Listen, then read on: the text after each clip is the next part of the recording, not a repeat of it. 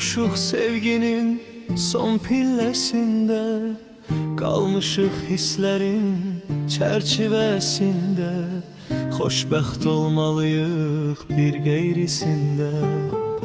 Kim olsa ürəyin ateş bürüyer, kim öz sevdiğine xoşbəxt ol deyər. Talihmiş, kısmetmiş, yazıdır yazı. Hamı sevgimizden olduğunun arazı. Ömrün çoxu gedib qalıbdır azı. Qalan ömrümüzü yad biri yer. Kim öz sevdiğine xoşbəxt ol deyər.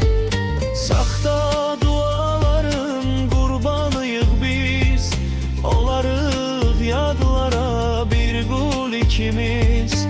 Uzaqdan boylanar yetim sevgimiz. Kimsə saxta arzu diləyər. Kim öz sevdiğine xoşbəxt ol deyər.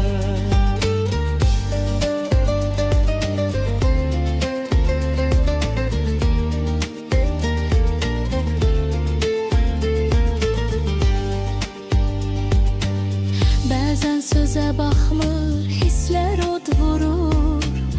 Sevgimiz əzabla bizləri yorur.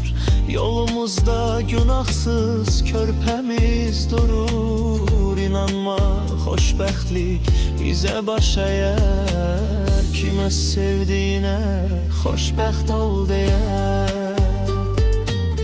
Hərdən sual verirəm uca Allaha. Sevgim niyə döndü səhvə günaha? Bundan ağır cəza nə olar daha? Hansı can bu dərli libası geyər? Kim öz sevdiğine xoşbəxt ol deyər.